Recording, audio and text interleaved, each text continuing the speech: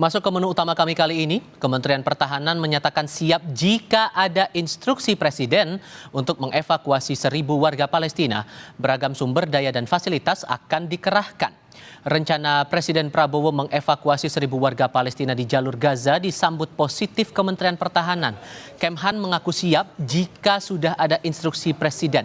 Selain itu, Kementerian akan menyiapkan infrastruktur kesehatan, pendidikan, dan pendukung operasi militer.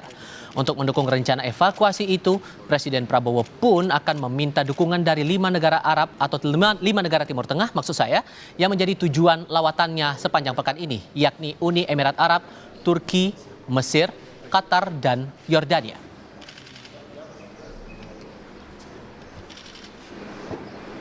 Tentunya kita mengikuti arahan dari Bapak Presiden apabila nanti memang ada petunjuk resmi untuk mendukung proses evakuasi termasuk juga pada saat sampai di Indonesia, Kemhan dan TNI tentunya siap karena kita punya infrastrukturnya, baik itu rumah sakit, fasilitas kesehatan, dan dalam beberapa tugas yang memang terkait dengan operasi militer selain perang kan kita juga melakukan hal yang sama ya.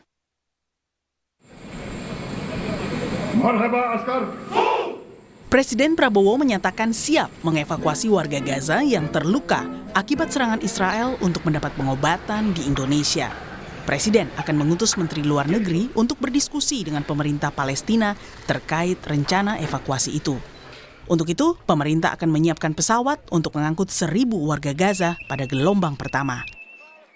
Kami siap mengevakuasi mereka yang luka-luka, mereka yang kena trauma, anak-anak yatim piatu, siapapun yang oleh pemerintah Palestina dan pihak-pihak yang terkait di situ, mereka ingin dievakuasi ke Indonesia, kami siap akan kirim pesawat-pesawat untuk mengangkut mereka.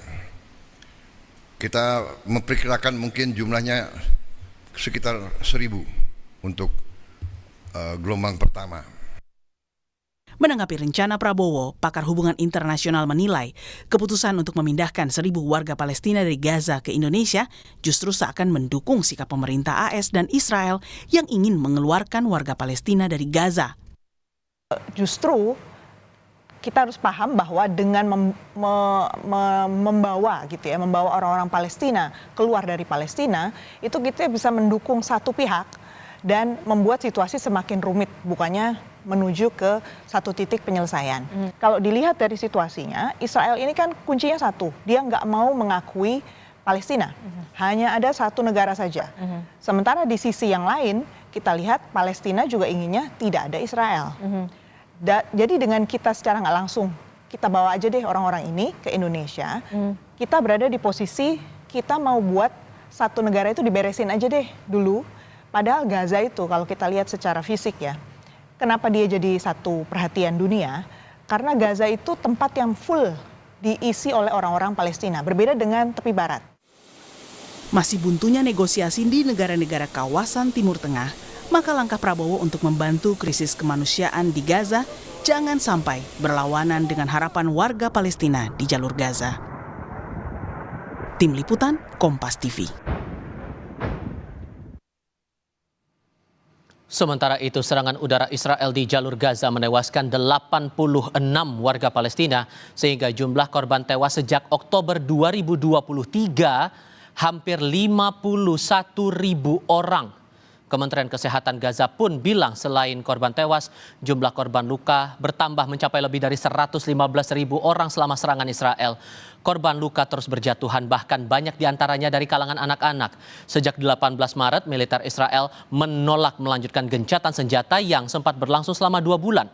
Serangan demi serangan menghujani Gaza, bahkan saat bulan Ramadan dan Hari Raya Idul Fitri, mengubur harapan warga Palestina hidup dalam damai.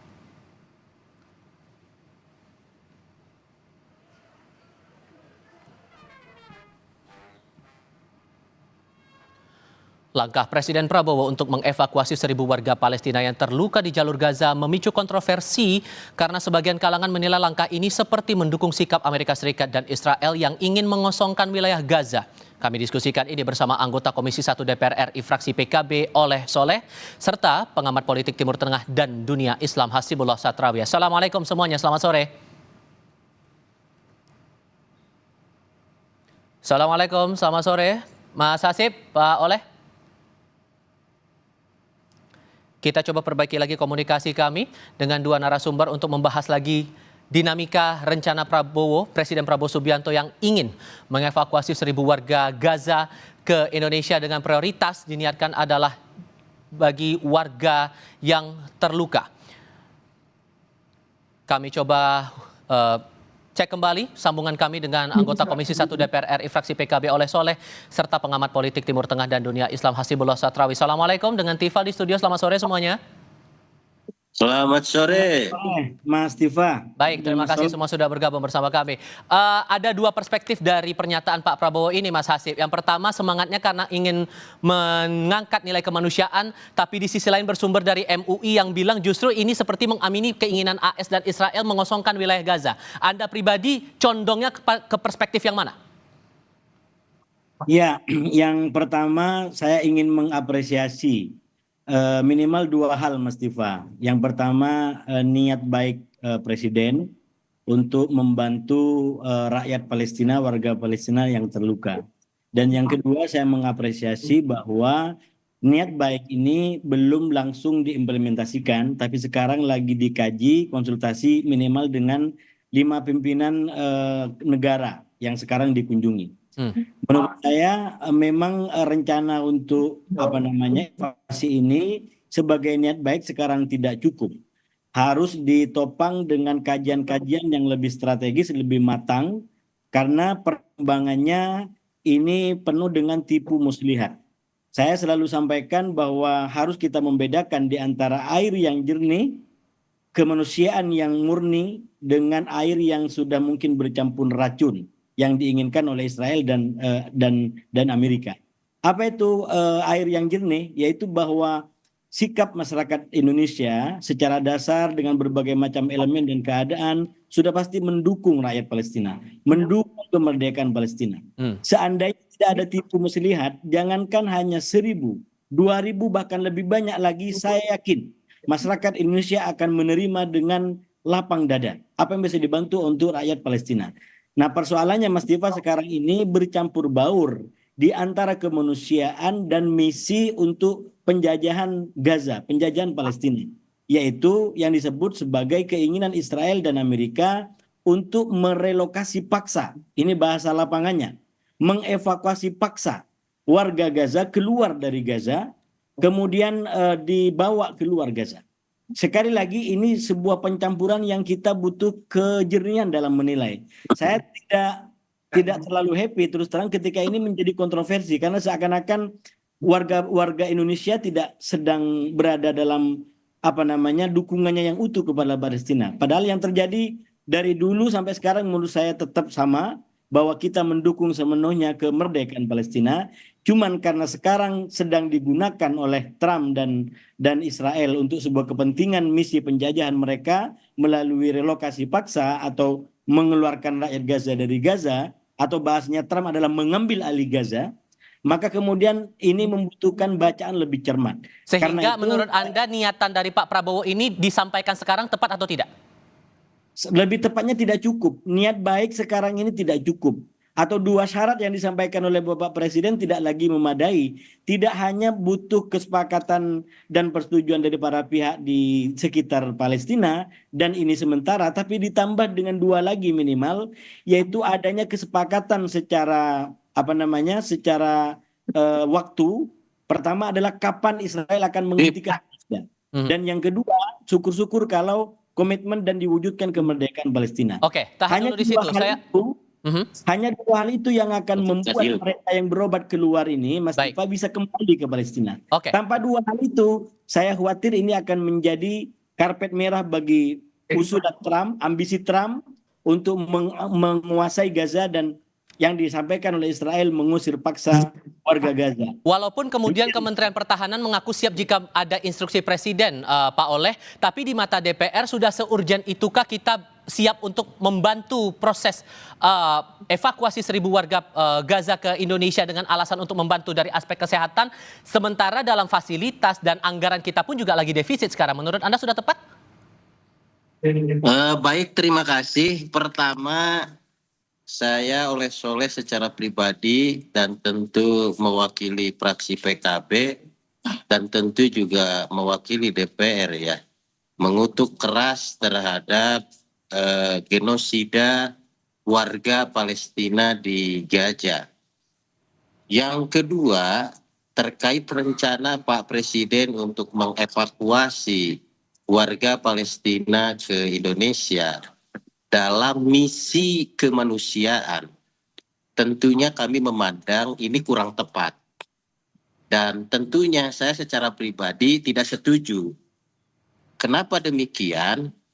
Bahwa Undang-Undang Dasar 1945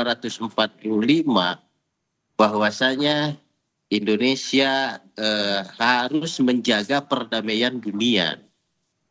Perdamaian ya di dunia di sini dimaksudkan bahwa tidak boleh lagi ada intimidasi, ada perang, tidak boleh lagi ada nyawa yang hilang di belahan dunia ini dengan atas nama ekonomi, dengan atas nama politik dan yang lain-lain.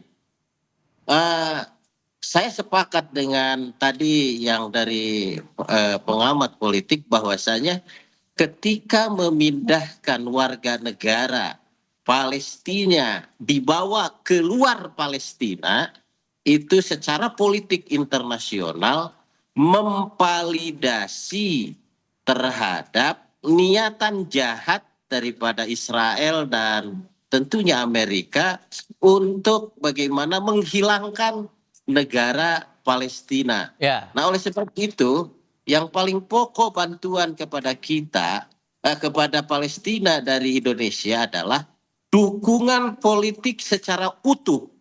Bagaimana agar Palestina itu betul-betul 100% merdeka. Nah itu. Oke, sorry saya potong di situ. Jikalau Kalau sikap dari PKB atau Anda menyatakan tidak setuju, apakah fraksi lain di Komisi 1 juga punya pandangan yang berbeda-beda, Pak? Ini kan baru rencana ini on the spot kunjungan kan? Ini kan on the spot kunjungan berita ini yang ada. Tentunya kami Komisi 1 juga harus meminta keterangan dari Kementerian Luar Negeri. Ini case-nya ini seperti apa, teknisnya seperti apa, sisi politik internasionalnya seperti apa. Nah, ini gak bisa gegabah begitu. Betul bahwa ini niatan baik ini kita hormat, kita apresiasi, kita salut terhadap niatan kepedulian kemanusiaan. Tetapi kita ini bahwasanya hari ini Palestina itu yang dibutuhkan bukan saja dari sisi kemanusiaan, tetapi yang dibutuhkan adalah dukungan politik atas status penjajahan oleh Israel dan Amerika untuk secepat mungkin Palestina bisa merdeka 100%. Sekarang kan ada pandangan juga begini Mas Hasib, harusnya dipikirkan dulu gimana caranya gencatan senjata ini bisa kembali lagi dan memikirkan bagaimana upaya kemerdekaan Palestina, baru kemudian ada upaya evakuasi itu. Kalau kemudian evakuasi ini yang didahulukan, menurut Anda risiko apa yang bakal dihadapi kemudian? Ya, saya rasa itu terlalu terburu-buru kalau kita mengambil langkah evakuasi sebelum hal-hal terkait dengan dampak dari evakuasi keluar Gaza atau ke Indonesia itu tidak dimejakan, tidak dibahas. Yang pertama dampaknya adalah bisa justru bukan mendukung Palestina, tapi itu sekali lagi justru menjadi mendukung Israel dan mendukung Trump. Yang secara lapangan saya selalu sampaikan bahwa per 18 Maret kemarin itu sebenarnya perang Gaza sudah memasuki yang saya sebut sebagai fase kedua, yaitu di mana Israel menargetkan atau memasang target baru, yaitu ngusir paksa warga Gaza.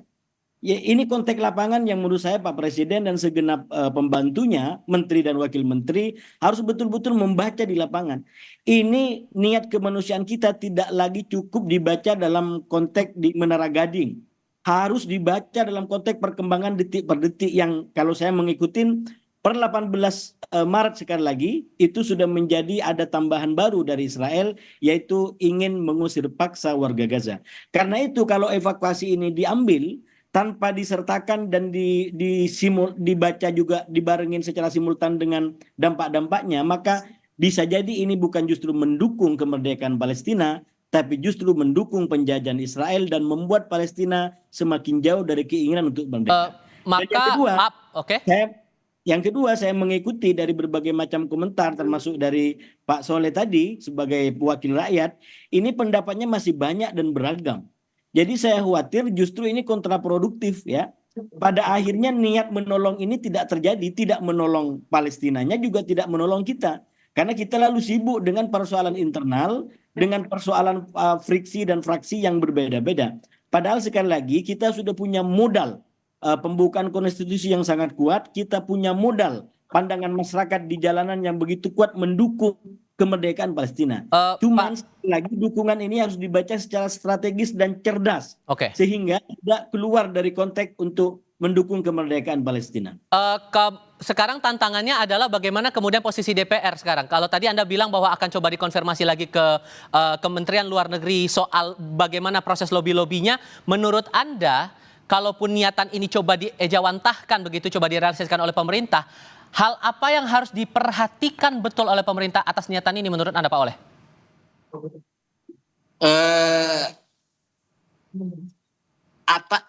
Hal yang harus diperhatikan tadi bahwasanya ketika konteks kemanusiaan kemudian dilakukan pada momen yang kurang tepat hari ini, bahwasanya tadi sepakat bahwa kita harus waspada terhadap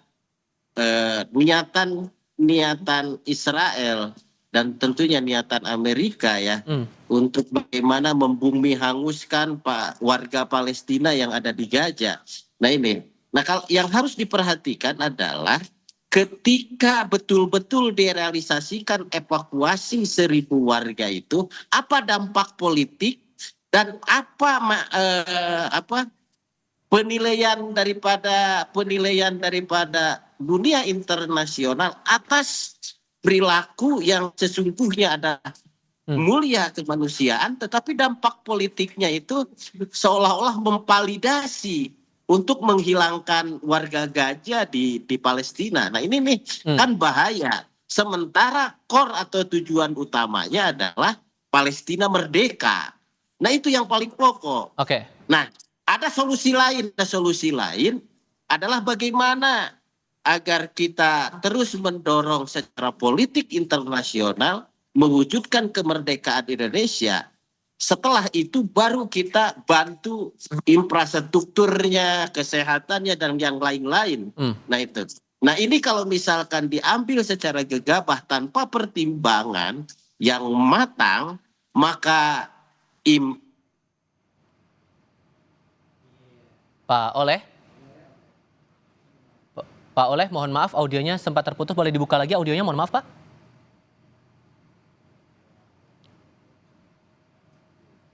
Pak Oleh, sudah kita dengar tadi beberapa perspektif dari para narasumber kami, Hasibullah Satrawi, pengamat politik Timur Tengah, dan juga Oleh Soleh, anggota Komisi 1 DPR RI dari fraksi PKB. Tampaknya kami alami kendala komunikasi, tapi kami apresiasi Pak Oleh dan Pak Hasib sudah berdiskusi bersama kami kali ini, berbagi perspektif di Kompas Petang kali ini. Terima kasih sekali lagi semuanya. Assalamualaikum, selamat sore.